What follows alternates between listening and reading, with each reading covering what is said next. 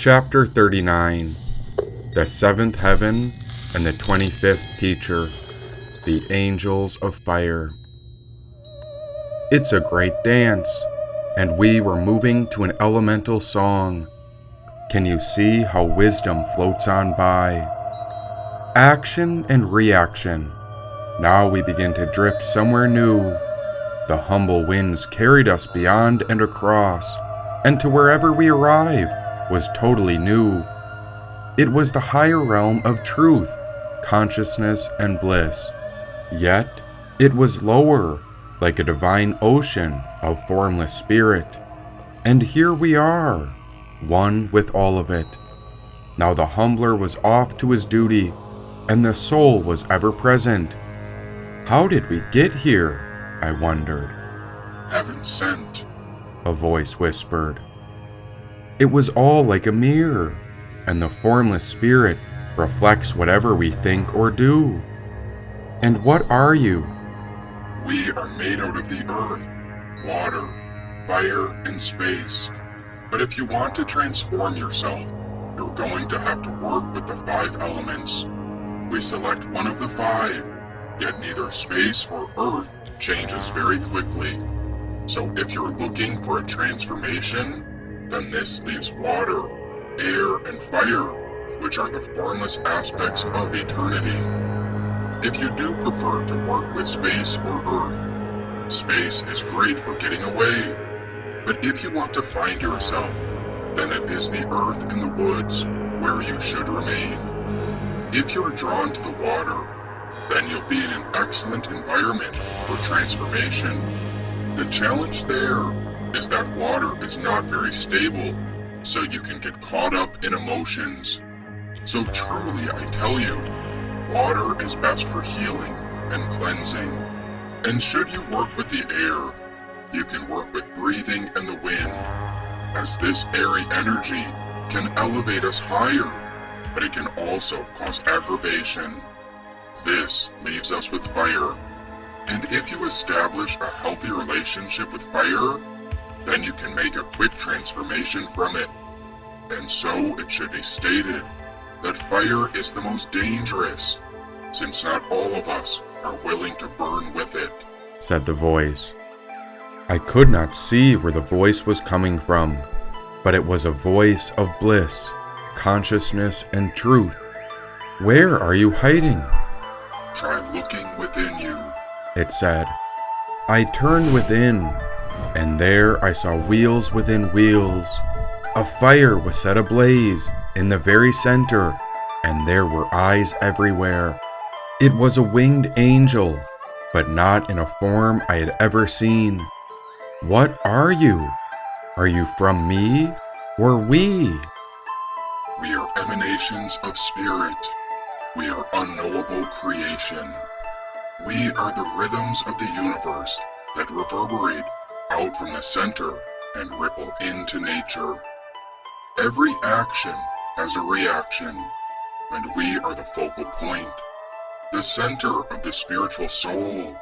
We are the innermost point. Some call us intuition. Some call us the Holy Spirit.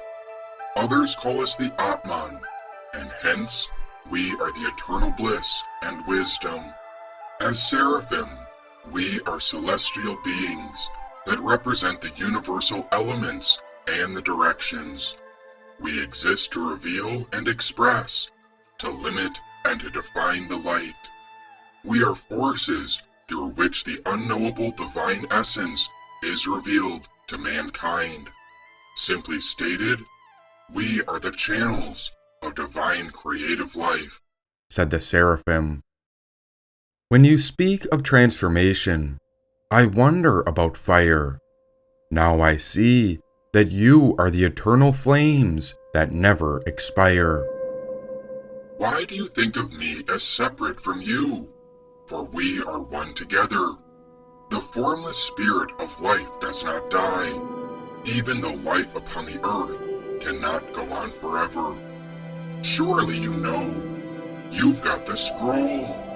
This is the great solution to every problem. And so when death comes, This center will release as we let go. We depart from the body, but we do not depart from one another. We are the seed of the spiritual self, and so we travel within one another. This light is called Shakti. It is the gift of the Eternal Mother. This spark was ignited by the Father, so we emit this light for the benefit of all others. We are like an old tree that has been producing fruit for eons. We give and give and give because we are the source that everything in existence relies upon, said the seraphim. We bowed to this light. We saw the great and noble teacher. We were looking at the spark of Krishna, Jehovah, Allah, Christ, Mother Mary, and all the great saints and angels together. But how is this possible? I wondered. Then a second later, I knew the answer. This was the light of wisdom that exists within all of our heart centers. Oh, me too. Yes, I'm part of you. Through and through, it goes on forever and ever, said the seraphim. We fear death because of ignorance, but now I realize that after we pass on from the body, we receive the best news ever.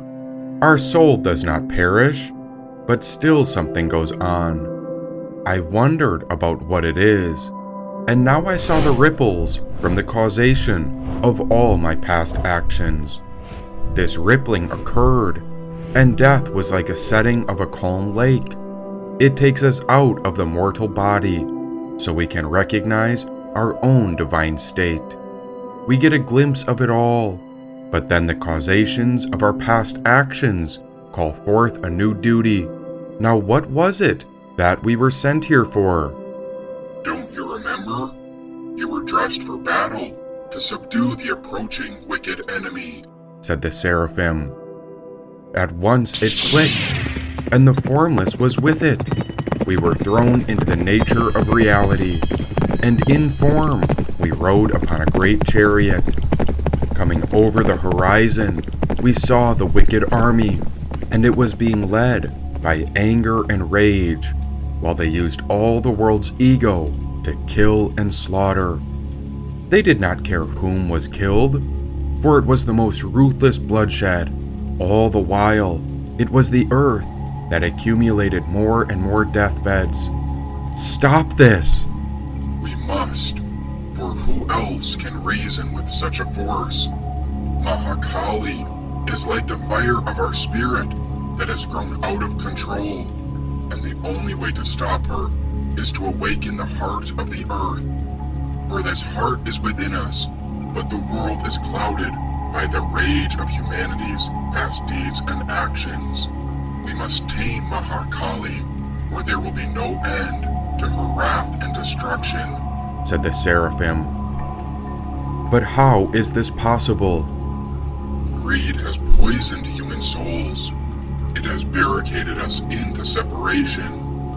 Ego has seeped us into misery and bloodshed. We have developed speed, and we have shut ourselves in. Machinery that gives abundance has led us into war. Our knowledge has made us cynical, our cleverness hard and unkind. We think too much and feel too little. More than machinery, we need humanity. More than cleverness, we need kindness and gentleness. Without these qualities, life will be violent and all will be lost, he said. But how can Mahakali be tamed? Let your aim be for the good of all. Then carry out your tasks in life with an unwavering devotion to truth, refusing to yield to selfish desires or to the errors of human nature, he said. But what must we do? Meanwhile, wheels upon wheels ran our chariot before this great battle, but I was too timid and terrified.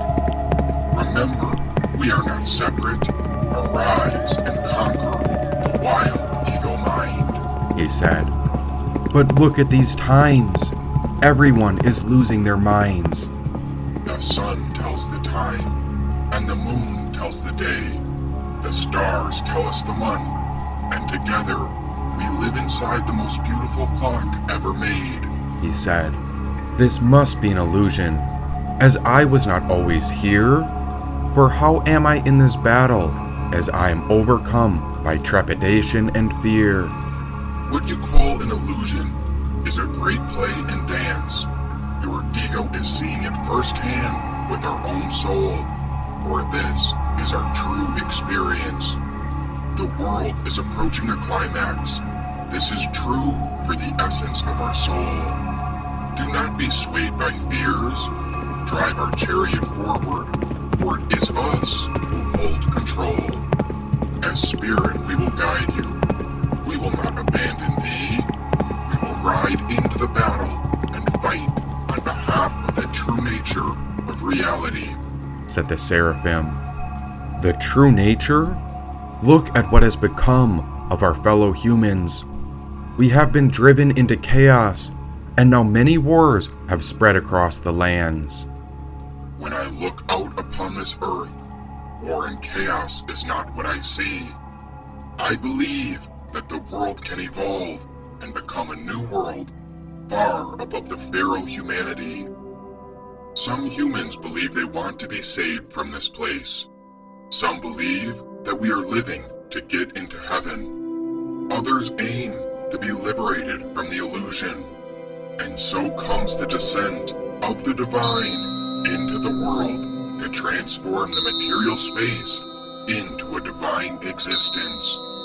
This descent is a sacrifice of the transcendental soul, which is pure consciousness, and so our spirit surrenders itself to the force of nature so that it may inform and illuminate us. What you see as wars and chaos is what our spirit knows as the seed of redemption, where this world grows out of ignorance. Look beyond the wars and chaos. Their nature flourishes. Can you see its divine spark of existence? Do you realize that this is the spark within all of us? This spark of life evolves through matter, then the mind out of life.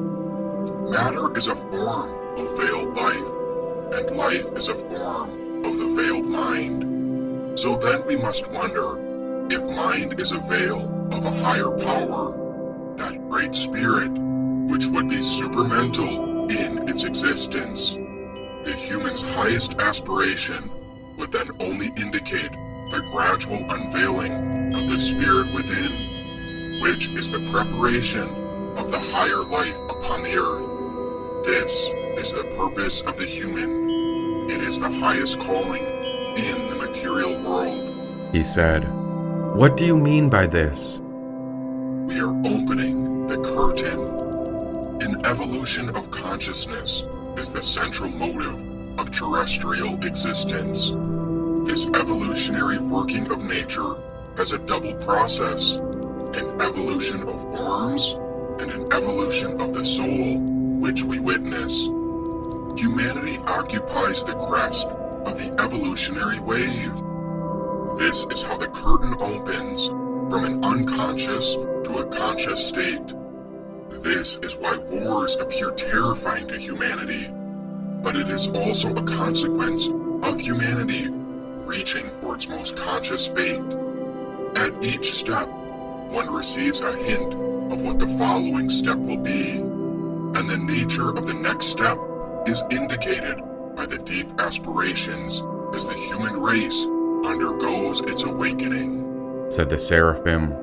But when I look at these changes, the effects are dramatic and intense. I do not know whether to run or hide, to attack or stand in defense. Imagine when we enter a new stage of our lives. We must also undergo a shift that suits the occasion. Such a change of human consciousness is the major action of the next evolutionary transformation. And when it comes to the highest consciousness itself, by its own mutation, it will impose and effect a change throughout all lands, people, and nations. There is no reason to suppose that this transformation is impossible on Earth. In fact, it gives the truest meaning to earthly existence. This is true because of humanity's yearning for God, which can be seen as the focal point across all creeds, beliefs, and religions. Humanity's urge towards spirituality is an undeniable indication of an inner drive of the spirit towards emergence. Its insistence towards the next step of our manifestation and transformation. And of course, that brings us to the present evolutionary crisis, said the angel. The crisis? This isn't just a mere crisis. I see omens of the end times. Everywhere I look, wickedness approaches from all sides. Theft and war, violence and pain, drugs and abuse. Has our world gone insane? Truly, I tell you that an act of God is needed. How can I trust anything that you're saying? Because humanity has not yet succeeded.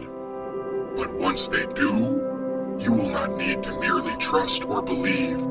From that moment on, all of humanity will understand true freedom. This is the opening of the deepest life of the soul to the indwelling Godhead within, which is the eternal omnipresence. On the other hand, the modern human has not solved the problem of the relation of the individual to the society. So what are the respective roles in the spiritual process of humanity? Is it wrong to demand that the individual subordinate oneself to the collective?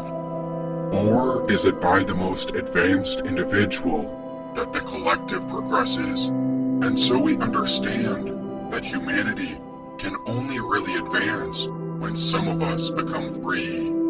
Yet it is true that as the individual advances spiritually, one finds themselves more and more unified with the all in collective harmony. The present evolutionary crisis comes from a disparity between the limited faculties of the human, which are mental, ethical, and spiritual, and the technical and economical means at one's disposal. Without an interchange, one can no longer cope with the gigantic development upon the outer. And if humanity is to survive, a radical transformation of human nature is indispensable, said the angel. Seated in the chariot, it all came to a stop.